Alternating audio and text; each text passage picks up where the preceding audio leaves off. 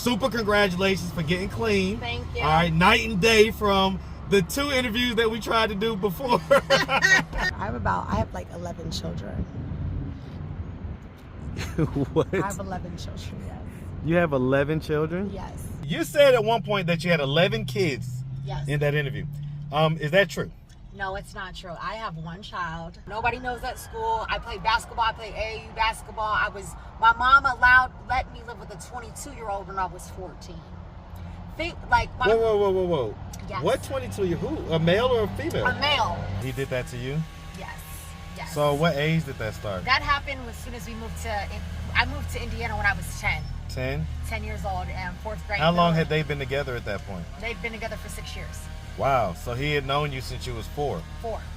And so at 10 years old, when y'all moved to Indy, what happened? And so at 14, I started going to him like, yo, if I do so-and-so, blah, blah, blah with you, I want some money. So like, what type of stuff would you do with him? We've gotten back clean. What are we going to do to prevent any more relapses from happening? What I want to do to prevent it. What's up, YouTube? Make sure you tap into my Instagram at Marcus the Interviewer. I'm going to be posting some exclusive content like this stuff right here that you didn't get to see on YouTube. So tap in with me on Instagram. Now back to the content. What's up, YouTube? Atlanta Street Interviews. Out here with the special. So guys, y'all never saw her first interview. You're going to see some of it. But it went into the archives. I never posted it. Mainly because it just didn't make any sense. But, you know, you was going through your stuff at that time. Yes. What's up, YouTube? Atlanta Street Interviews. Out here with another one. Do you have any kids? I do. You say, huh? I do. You say do? I do, yes. Okay. So you have kids. How many kids do you have? I have 3. 3? Okay. How old is the oldest? How young is the youngest? The oldest is 7, the youngest is 7 days. 7 days? Yes. What are you? I have like 11 children. What? I have 11 children, yes. You have 11 children? Yes. So long and short of it is that we did an interview, never posted. You was in the heavy part of your addiction at that point. Yes, I was. And so we're on the way now because you have now kind of gotten yourself cleaned up. We're on the way to the DMV. You're about to go get your ID. So on the way, we're going to talk a little bit. Yes. Okay, so first and foremost, let's clear up a couple things that you said in the interview. Yes. So, okay, you said at one point that you had 11 kids Yes. in that interview. Is that true? No, it's not true. I have one child. Okay. And I do believe the reason, if I could speak, or I'm going to be asking questions. Well, it's okay. I mean, let me ask real quick. How old is your child? She's a preteen. Okay. Yes, So she just turned 12. just turned 12. I have a 12-year-old. Awesome. Yeah, she's amazing. Okay. Who does she live with? She lives with my mother. Okay. Yes. And does your mom live here in Atlanta? No, she doesn't. Indianapolis. Okay. Shout out to Indianapolis, Yes. man. Okay. And so, all right. So I just went and saw my daughter October 4th. Me and my pops went up there and visited my child. And that was another eye-opener because I got off the streets soon, right before my daughter's birthday, because when her birthday comes around, it's really heavy on my heart. And I wanted to call my pops, and he was going up there to visit her. Got in the car. I had about 5 days at the time, maybe 2 or 3 days. I was really just starting to get clean. Right. But I did make the trip, and for my heart, just the depression of not seeing my daughter for over a year, and then seeing her, being able to touch her, it was kind of like, come on, get it in order. So that kind of jarred you into a space that, you know, made you want to just really get clean. It made me want to just do better. I've been on and off of drugs since I was 19, heavy drugs. How old are you, by the way? I'm 36. 36. Okay. Yes, and since I was 19, I've been on heavy drugs and crack. I started drinking and smoking early on in my life, and just due to a lot of childhood traumas and things of that nature. So I mean, let's talk about some of that, right? So, okay. So first and foremost, okay. So you're 36. You have one child. The dad of that child, is the dad in her life? He's dead, actually. He's dead. The Okay. father of the child, he was I guess he was Street guy? Street guy from College Park. But when I first moved down here, I moved from Indianapolis. I'm originally from New Jersey. And I moved to Fairburn. And Fairburn has, holes. And it was a place called Lightning down there. I met this guy. But he ended up passing. He had a heart attack. He's known in the streets. I don't want to really... But shout out to Meech from College Park. He's passed. Okay. Yes. Man, shout out Meech, man. R.I.P. And so, all right. And so, okay. So she pretty much has been living with your mom since you've been kind of out of commission. Actually, or whatever? no, she hasn't. I got time clean. I've had 17 months clean, 15 months clean, 12 months clean, 8 months, 9 months, 6 months, just spurts of clean time. And I got clean when I got pregnant. And my mom took my child when she was about 5. I was actually in mental health drug court. I suffer from PTSD, anxiety, and depression. And I was seeing somebody at the time. My dad had left me this house, moved in with his wife, and I was staying there taking care of my child, working, taking her to daycare, everything. I moved this guy in too soon. Me and him, he ended up cheating on me, right? Mm-hmm. But that night, I ended up allowing him. I found out about it. I was pissed, but he was on a moped at the time. I was like, dude, you can stay with me until the morning, but you got to keep it moving. He winds up basically trying to take over the house because I caught him cheating. He was like, all right. And then he just started beefing up, getting on his phone, talking to his girl on the phone while he's up in the house with me that night, walking around the kitchen to the living room. So what happened? My daughter's asleep, right, on the couch. At the time, I had about 12, 15 months clean. She's 5 years old. It's around that time of clean time. And she wakes up from the couch because she's like puts the couches together on the weekends. It's a Friday. I'm in mental health drug court, so mind you, I already have a drug charge on me. And I'm in group, so I can't get in trouble. She wakes up and she's looking, and he proceeds to look at her in her face and start crying, like look at your mother, look what she's doing to me, while he's on the phone with his dad. So I tell him, I said, get the fuck out my child's face. He then walks into the kitchen, beefing up on the phone with his dad, and then goes back around and gets back into her face. And I just snapped. Mind you, we had been arguing for hours. He already had broken my phone. So I just take him by his head and he had long dreads at the time, start dragging him to the door. And police get called, domestic violence charge on me. I wind up going to jail. They don't put a holdout on me because I already had that drug charge, so I wound up getting bonded out, but I get bonded out within 36 hours because you have to wait with a domestic to go to court.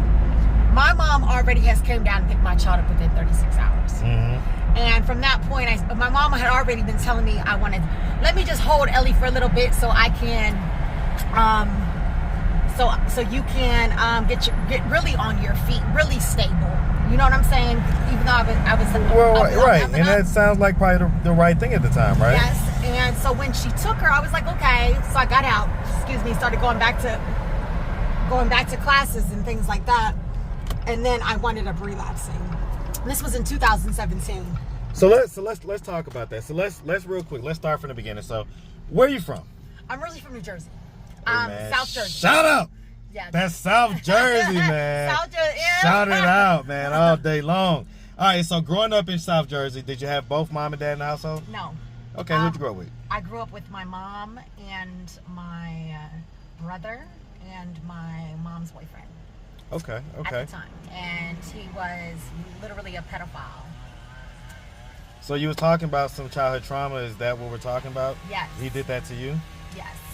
So what age did that start? That happened as soon as I moved to Indiana when I was 10. 10? 10 years old and 4th grade. How long had they been together at that point? They'd been together for 6 years.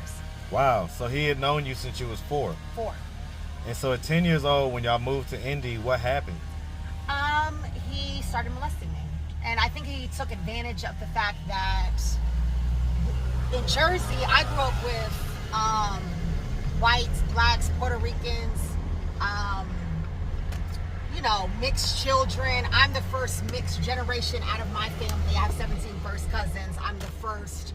My mom's originally from Germany. My dad met her when he was stationed in Germany. So I was already like the black sheep of the family. I had all my cousins up in North Jersey. I'm in South Jersey. My mom's a foreigner. My dad's the oldest. Blah, blah, blah, blah. But all that to say, I think he basically took advantage of, I was in a group where I was comfortable growing up. There was no color scene, but then we moved to an all-white town because it was a suburb of Indianapolis. Was he white? No, he was black. He was black, okay. He was a black man. He was 4 years younger than my mom. My mom was 26 at the time. He was 22 when they met. Oh wow, so he was a young guy and he was taking on. When Were you met. the only? Did you have any siblings at that point? I have a brother. Okay, older or younger? 2 years older. Okay, and he, same mom, same dad? Yes. Okay, got you. Okay, so you know, there's a wide umbrella when it comes to molestation, right? It can be as simple as just touching and inappropriate. It was touching, looking, feeling. It wasn't penetration. And I don't want to get too far into other people's story because I want to tell my own, and it's like, but you know. Well, when you say it is. too far into other people's story, I don't even know about other people. I don't know about other people. All I know is he was a demon in the house that we lived in. Things used to be said that he just, you know, it was just really hard. It was just hard growing up. What age did the molestation stop? Until he got out. Like I start at 17 years old. They wound up breaking up, right? So I went up until I was 17. But at the age of 14, I had seen a therapist at one point, and I was trying to fit in. I'm a token black kid in this neighborhood, you know, holding these secrets from my family and stuff. These kids are wearing Louis Vuitton, Abercrombie, American Eagle shit. I'm trying to fit in.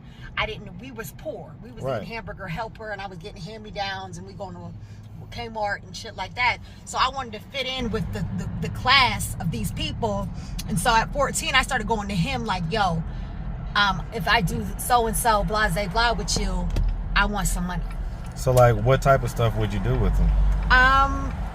He liked to look at me here, just look at me. And like your breasts and like your vagina? Yes. Would he like touch it or do anything like that? He would touch me. And you know, I don't want to make this so much of a war story. It's not good in any form. Like a child at that point in any child gets warped sexually by getting sexually touched, accosted, and yes. anything, right? Yes. So I started to have sex at a young age. My first sexual experience, penetration-wise, was at 12 years old. You know, I'm looking for love in all the wrong places. How old was the guy? But I had sex till he was 16. I was hanging out. I was running out my house, having sex with 22-year-olds over at the basketball court, sneaking out of my house. When you was how old? 14, 13. I remember having a sex party with an older woman that was already out of high school, and I'm in my teens. You know, like my daughter's. Y'all had a sex party? Yeah, like a sexual. Like what happens at a sex party? I'm curious. This is, you know, looking back, I'm a child now that I have a child. You know, just to think that I was doing these things, you know, like an orgy. I get it, but I mean, listen, I was 14 when I lost my virginity, so I understand. I look back on it now, I'm like, eesh. Right. But what was happening at 14? This woman was with this older lady and whoever else was oral on me, and there was this Asian guy. I remember there's an Asian, a white guy. We were having sex with each other, sucking dicks. You know. Do you think that they were paying to be there and you just didn't know, and that she was maybe getting the money and you know? Maybe. You know what? Looking back, you know what? That's a good question, because now looking back and now seeing the lifestyle that I've lived and what things that happen in this lifestyle that I've lived, I could see that happening then, because they might have been on drugs. They might have been all type of stuff. I mean, and I'm just this young girl. Right. You're just, you know, having sex, and so you don't realize everything that's going on. Exactly. How much would your step, you know, dad or whatever? $150, $200. $150, $200 amounts of money. Jesus Christ. And do you know what? At 14, when I told my mother, this is crazy. There's the DMV. Okay. When I told my mother when I was 22, I had a prostitution charge. I went to this pretrial right here. I remember I ended up getting dismissed. my mama came into town and my brother went to prison at the time because my brother had done a sentence in prison. But all in all, everything was happening at one time. And I remember telling her and my dad in the car, because she had came down, I said, Ron was molesting me, right out loud. So you had never told her? No. And when I had told her this, I just said this man thing. When I had told her this, guess what she said? What's she saying? She was like, oh my God, you know, but we had conversations. I remember going to down by the underground having a really intimate conversation with my mother. And she said to me, she was like, that's where all the money was going. Think about back then in 96, 95. That's what, so 96, she, 95, right. 97, 98. So he was spending all the money on you, and that's a lot of my mother money. had to work all the time. And that, Yeesh. 2-3 times a month, that's a lot of Wow. money. And she was struggling. And I'm a child, and I don't even know what the implications and what was actually going on. Yes. Yeah. So you're saying that y'all never been penetrated? Like, no, I was not penetrated by this man. I wasn't okay. penetrated by this So man. even though you was having penetrative sex with other guys, you never did it with him. Yes, and I was actually getting like he would help me sneak out. He would take me to the Indianapolis with other girlfriends, and I'd be at the malls in the city, and it was like he helped me in my situation of just being a rowdy kid or like a promiscuous child. 1 second, my friend was calling. I'm sorry. Yeah, I was about to say. All right, so real quick, so I want to understand or try to maybe get in your head as to why do you think you keep on relapsing? Jesus Lolita's Christ. calling. All right. Lolita, I'm right here. I'm right in the parking lot.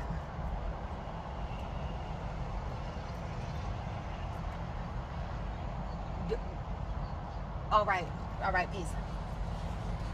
All right, let's try not to have any more interruptions just for the meanwhile. All right. We can knock this out. I'm going to have to edit all this stuff. Okay, go ahead. All right. So I want to ask, Relapsing. get in your head, yeah, why do you think you continue to relapse? I think I continue to relapse because the trauma really from that. I'm so sorry. I need to answer my boy. He's right here. I'm so sorry. Wahid, I'm in the parking lot. Give me just a minute. But give me just a moment. Just give me just a moment. I'm having this conversation on this interview. Give me like 5 minutes. All right. People are so annoying because I feel like if someone told me just give me just a minute, I would just be okay. Hey, no worries. I'll call me back. Whatever. I don't need all the explanation and all that stuff. But anyway, okay. All right. The So relapsing. I believe that. Okay. Not only was there the sexual trauma, there was. Think about how someone puts on a mask, right? When you're from the age of 9, 10 until you're 17. Right. Think how wide that mask becomes. Yeah. And how nobody knows at school. I played basketball. I played AAU basketball. My mom let me live with a 22-year-old when I was 14. Think like Whoa. Yes. What 22 year who? A male or a female? A male. I was allowed to live with my boyfriend at 20. He was 22 for a year. It was a short relationship, but I was allowed to live with him. Just the mask that I have a 14-year-old right now. Right. She still sleeps with a stuffed bear. Right.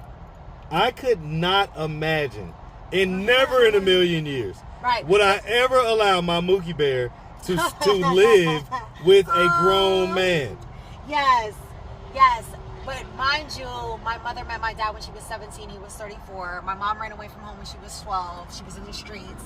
She told her mother that her stepdad her, and her mother didn't believe her. So think about, she's doing all the best she can. Think about a mother's intuition. What if you were abandoned in America from your husband and he went and started using drugs in Atlanta in 91, right? And you have 2 children and you need help. And you have no skills. You have this man move with you. Right. And you didn't know that he is doing this to you to your child, Yeah. and you then have an intuition that he might, but then you're in so much denial, you put on a denial that he might not be, but you're trying to make it the best way you can. Yeah. And You're living in denial because you're out of survival, you know what I'm saying? but maybe not even knowing, right? I don't even know. You know what I'm saying? But it's just the cards that were dealt, right? And I'm not mad at my family because now that I'm a mother, I look and I see that I constantly kept going back. But I wore this mask, and this mask, layers have come off this mask through changing and through getting clean and through doing some little bits of therapy here and there. But when that pain comes back sometimes, or when the success, because I'm a go-getter, right? Mm-hmm. I've had small businesses already. Like I used to sell products. I was going to get a storefront off of Bankhead. I have a gift of gab. I made a small business with cleaning up Airbnbs and different places. It, right. I know, but when I fall off, right? And with the mask, I'm saying, so little layers of mask, but the relapsing is like this last relapse, I got a housing voucher, which I still have. I got a car within like a month and a half's worth of work by just saving some money. Not saying that's big, but it was accomplishment. No, those are all big when you're starting, when you are starting again from ground zero. Okay. So those are big, and to do it in the time space that you did it is to be commended, by the way. Thank you. So, and I was moving along, and then, you know, sometimes I'm afraid to ask, or I'm afraid to tell my truth, and because there's a lot of intricacy, I don't want to now talk about my family, because that's their story. I love my family. There's nothing wrong with them. Sometimes people are just dealt the cards that they're dealt. You know, I'm not shamed about my family, you know. Well, listen. I want to know real quick, right? So, you know, we've gotten back clean. What are we gonna do to prevent any more relapses from happening? What I want to do to prevent it, actually, where I'm at is not substance abuse, and I've been to so many rehabs, and I think I got the substance abuse part. You know, triggers, people, places, and things. You know, call somebody, right. Things like that. But I think I want to work more on trauma and the mask, and actually being my most vulnerable self, and only allowing people in my circle that are going to give me vulnerability, because I need to be able to just be able to speak. You need to be fully expressive and be fully truthful with yourself. You know, I actually just had maybe I'm sharing too much of this video, but I actually just had a self-therapy session last night, man. Nice. And I cried my eyeballs out, man. I saw something that, you know, I didn't necessarily want to come across yesterday, and it triggered me, and you know what I'm saying, I had to really come to terms with how I was feeling about some things, and I cried my eyeballs out. So it's important to be able to get to your core truth so that you can unroot whatever those pains are, you know. Yes. So I'm gonna just definitely wish you the best with that, okay? You. So on that note, listen, I mean, we're at DMV, about to get your license. If anybody wanted to reach out, help, or donate, super congratulations for getting clean. Thank you. All right, night and day from the 2 interviews that we tried to do before. Oh, and I wanted to share this. Because we spoke about that when I first saw you again. Drug-induced psychosis is real. And I don't have schizophrenia, whatever else, the hearing voices, seeing things. But up under that drug and that influence, be aware that people out here are under something. That's not their true self. So when you see that person and then you see another person, or you might see that person then, that's not who they are. That is not them. They've maybe been up for 3 days. Sleep deprivation is for real. Oh yeah, it's just like being high, or being in a mental psychosis, exactly. Like what you just said. And think about it. People have been up for days and days and days and days anyway on the drugs. So they're already sleep deprived. Mm-hmm. So they're already crazy. Yep. So they start believing delusions. And if you guys watch the 2 videos, you know, that was up under a spell. I got the one that's on this video, so they saw some of it. And so, all right, well, listen, if anybody out there wanted to reach out, help, or donate, do you have a way they could do that? Do you have social media, Cash App, anything like that? I have both. I'm Lisa Lee. Well, my Cash App is money sign Lee, Lee, L-I-L-E-E, 4610. My email is lisa.martina, martina.lee@gmail.com. Okay, and you say your socials are just Lisa Lee? Lisa Lee off on Facebook, but right now my Instagram, I'm trying to get my phone back. So you know when you have that verification code. Yeah. You can't. So when that happens, step out the yes. person. All right. Well, listen, we really appreciate you, Thank you. and definitely wish you nothing but the best out here. All right. I appreciate you too. Make sure you have a good one, sweetie. All right. All right.